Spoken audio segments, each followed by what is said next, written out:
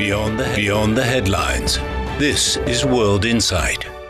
Hello and welcome to World Insight with me, Tian Wei. This summer, join me for the season of AI and Basic Sciences, a special series of interviews and discussions I have with brilliant minds in basic sciences and artificial intelligence. And today, I'm in Shanghai. The global artificial intelligence community gathers here for the 2026 World AI Conference and high-level meeting on global AI governance. Bringing together top minds in science, policy, and industry, the forum looks at where AI is headed next and the role of global governance of AI, which is now lagging much behind the development of technologies. AI is changing science, how it is conducted, what questions scientists can ask, and how quickly discoveries can benefit society. According to Professor Omar Yaghi, the 2025 Nobel Laureate in chemistry, who is one of the world's foremost chemists and material scientists, I talked to him this week in Tsinghua University, where he teaches and does his research now. How did that start? During which juncture you realized there might be a possibility? And eventually, how did you confirm to yourself, yes, this is it? The fact is that when I had the opportunity to become an independent researcher, my thinking has always been, I love chemistry, I love molecules, I want to do beautiful things, I want to make beautiful things. So we started with this Lego project, molecular Legos, where you take molecules that exist in living and non-living things, try to use them as building blocks to make new forms of matter, new, let's call them materials. And the ones that we happened to discover down the road were metal organic frameworks, or what is called now MOFs. Yeah. We went after beauty. We went after making beautiful things. And I know that that doesn't sound very intellectual, but that was our motivation. Now, we were also trying to address an important intellectual problem. That intellectual problem was, could you use molecules like building blocks, like Legos? Well, everybody at the time said, it was not a new question, but we decided to take it on because everybody said, no, you can't make it because when you put these Legos together, they're going to assemble into these disordered, ill-defined materials, and you'll never figure out what you're making. So when they say, don't try it, it never worked, how could a young, promising scientist like you, Professor, at that time say, that's exactly what I'm going to do? Because I knew for sure that when someone said, that's not going to work, that if I put them in a room and investigate where that statement comes from, that it would not be based on science that has been proven. Did you investigate it before you make that decision? No, I took it for granted that anyone that says this is not going to work is for sure wrong. And that was, they may or may not be wrong, but certainly was a motivation for me to try a new question that everybody doubted would lead to a discovery. When the doubters said so to your face, did you smile to them or did you just walk away from them? Or? Well, these doubters were people who interviewed me for positions at some of the most prominent universities in the world. But I always tell my students that these detractors or these naysayers are never 100% of the people that you interact with, that in fact you always have a certain percent.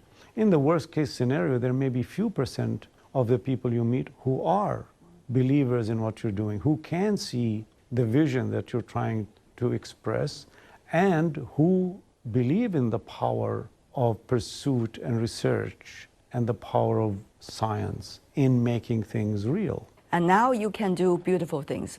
Yet, does it mean that we're going to have as many man-made materials as possible?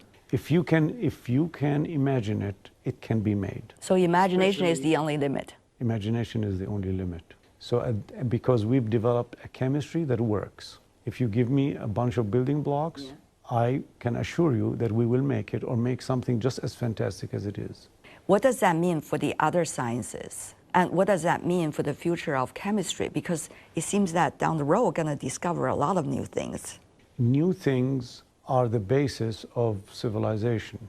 New materials are the basis of civilization. We always have to invent new materials to develop new economies, to solve societal problems. Every time society faces a problem, we go to technology, we go to materials. We invent new materials to address those problems. And this repeats itself through the ages. So just making new materials mindlessly, because we can make them now, is not very productive, okay? So the new question that will be helped by AI and robotics is that now that we can make any material that we can think of, which material is the one that I should be spending my life investigating and developing into a benefit to society?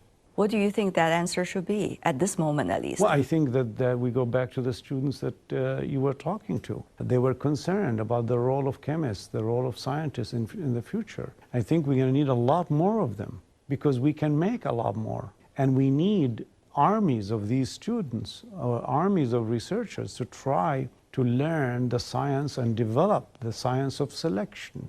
How are we going to select which material that is going to do the task the best? And it's not a trivial thing, because a material starts with a molecule, becomes a material, then you have to configure it into a device, make sure that that device runs and operates efficiently, and then you have to go through the market and through commercialization to see what that molecule ends up in society. So this path that has taken people 30 years, 25, 30 years, now potentially we can do it a lot faster because of AI and because of these chemist researchers who are developing the science of selecting, the science of selection. This is a very important, I think, would be an important emerging science. The science of selection is going to be not just chemists, but these chemists or these scientists that are able to do chemistry, mechanical engineering, chemical engineering, computer science. Right. That's what I have just described to you in the journey of the molecule to society.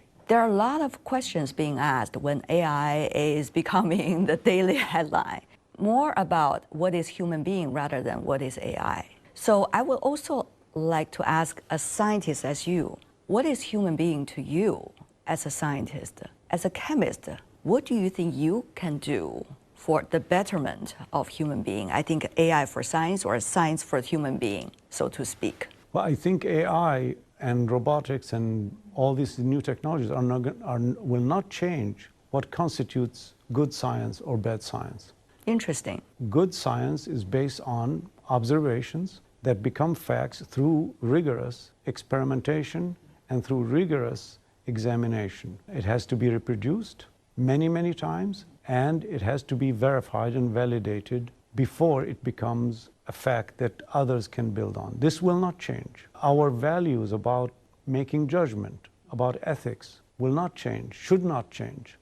Humans, we have conscience, okay? We have conscience, we have compassion, and that should not change. Many other things. Many other things. A recognition of beauty, as I recognize beauty in molecules. Will AI or a robot recognize what beauty is? Because that comes from within. That comes from the cross-cultural experiences and unique background that each one of us has and holds, and it dictates our personality and perhaps, hopefully, our character.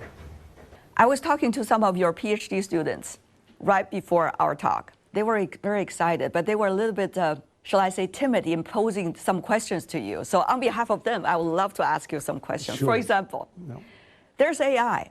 So what's going to be the future role of chemists?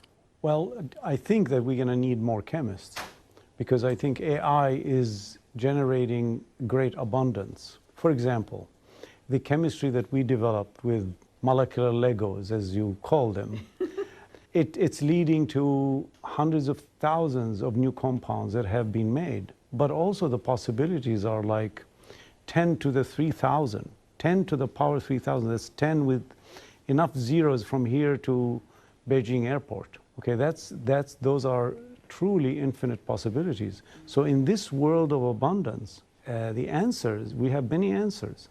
And the level of difficulty changes. It doesn't make things easier, just the level of difficulty changes.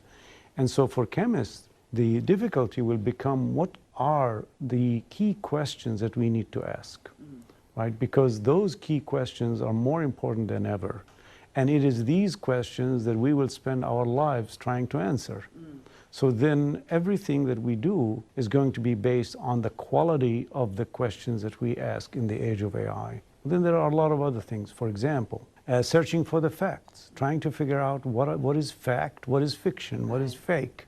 Okay, all these things become truly important. It's a skill that this future generation has to have, is how do I recognize what is a fact? What is my strategy? What's the skill that I should have to recognize what facts are?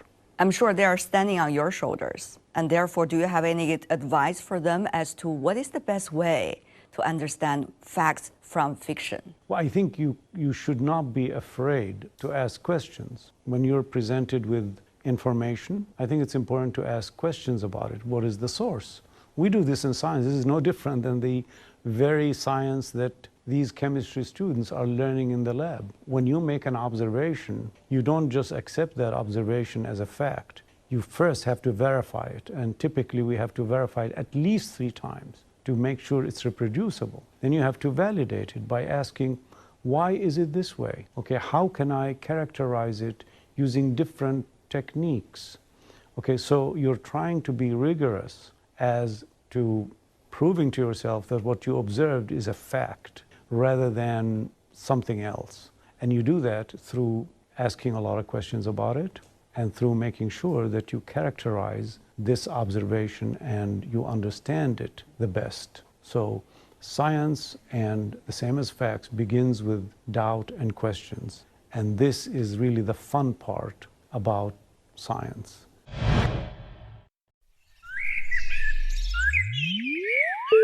Hey, smart buddy. Why do the neighbor's boys say I can't be a scientist? Hi, Jane.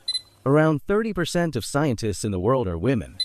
Statistically speaking, you are more likely to succeed in arts and literature.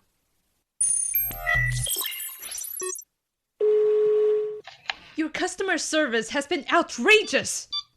Sorry, this chatbot has been fed like 572 nasty slurs in the past 3 months. We are fixing it. You do know AI is just a tool, and there really is no need to say please in the input. Yes, but that's how I would talk to my kid. When self-driving cars yelled for whistling ambulances. When AI spits out swear words in the place of friendly hellos. We feed tech with more than just binary codes, but the kindling of human civilization, the best and worst of our potentials. Smart buddy, how do we fix the world? I see you shared your last cookie. You've just made it better. And I believe when we grow up together, we can do much more. Basic sciences, research, we see both competition and certainly cooperation. I mean, basic sciences is about cooperation. What do you think might be some of the most important things to be done in order to make sure those cooperation will not be reduced, even distracted? I think we need, first of all, basic science is researching into new knowledge for the sake of knowledge in any topic. And this is the only way that you can elevate a humanity, because basic science uncovers new ways of solving vexing problems that we face as humans. Also, it does something absolutely essential, and that is that we mentor students. When they are doing basic science, they're going into the world of unknown. And how many people do you know that know how to operate in the world of unknown, in chaos, in going to do an experiment when you don't know the results of that experiment might be? It takes courage. It takes special human beings, and they are learning that. They are learning that through basic science. And when these scientists, researchers, individuals go out in society, they will do wonderful things, okay, to come up with technologies that serve humanity. That's why I believe basic science is an absolute foundation for elevating humanity.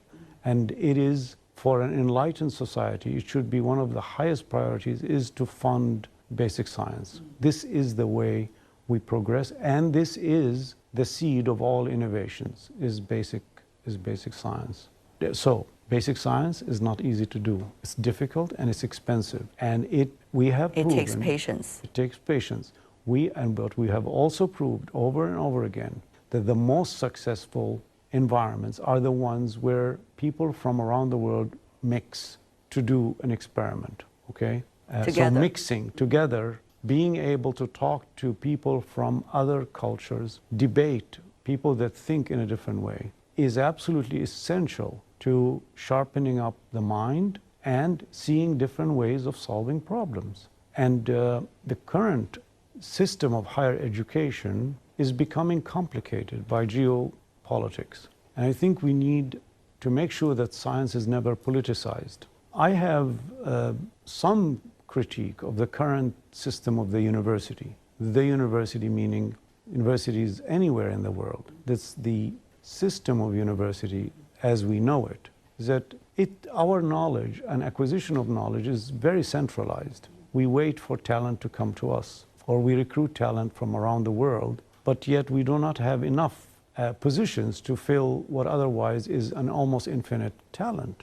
So it seems like this model is wasting a lot of talent because we don't have the capacity to take in everyone that could be qualified. So I am more and more thinking of a system, I call it a scientific discovery system, that could be a way to go where the talent is and build around that talent and develop an ecosystem around that talent. How does that work? Well, it sounds very expensive. Well, I mean, we developed a system of trade that almost everybody in the world could use. We developed a system of banking. We developed telecommunication. We developed aviation. And almost anyone can plug into these systems anywhere in the world. Why not develop a science system around the world where everyone could be solving the world's problems rather than just few scientists in few countries?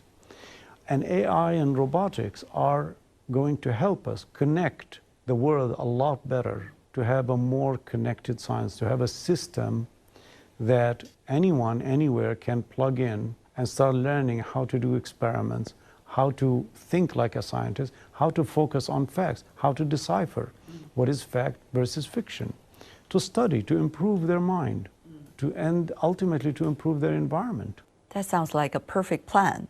So what would that mean for you, Professor, when that day came? For you in Tsinghua University, a professor like you, what would be your job when everybody else is doing science? We still have to think about those big questions that I brought up earlier. We still have to mentor new minds. All of that requires a lot of work. So thinking about big problems, the questions that matter, and how to answer those questions, how to use all this newfound knowledge and facilities to solve those questions that are worth solving, the questions that are worth spending our lives on. So it's going to generate a lot of work, but it's going to be fun. Tell me more about how do you understand competition? Well, I think we need productive competition. Tell me more about that. What exactly is it? Competition, we humans thrive on competition, okay? We want to be racing through our environment towards a solution, and a better solution than the other side. Okay, but in the meantime, if the thing that we're competing about is worth competing about, and it is, in the end, advances knowledge and helps society, why not?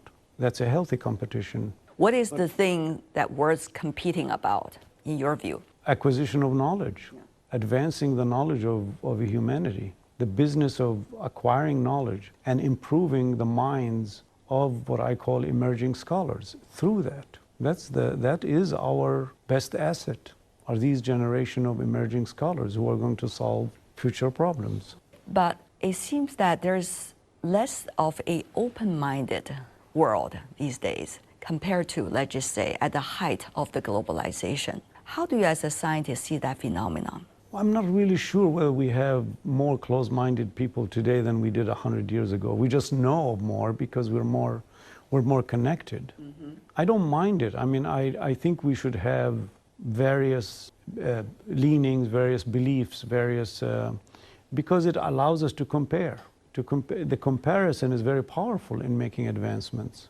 And you compare two things and you learn something new. If we were all the same, all open-minded or all closed-minded, I think we wouldn't advance as fast. So I like this heterogenization, but I also like to see respect, that people respect each other's point of view and engage in discussion and not to have to conclude at the end of the day. We don't have to conclude. There is a lot of learning that can be gained by just discussing a topic, discussing differences in a meaningful way without necessarily having to make a conclusion. What would be your plan here in Tsinghua? I mean, a lot of students at the gate, as you have seen, they were excited to see you here in Tsinghua campus. So what is your immediate and midterm plan? I am now in the midst of a sea of great professors doing great things, and more importantly than even that, a sea of great student minds who are hungry to learn, hungry to do something new. And I want to develop our new institute focusing on AI, materials, and chemistry. We call it AMETRI, not only to serve Tsinghua, China, but also to serve the world. Yes. After all, science transcends all borders, should transcend all borders. The best science is done by transcending all borders. And the best science, the world has the right to this knowledge. Distribution of knowledge around the world benefits everyone. So that's what I'm going to be doing.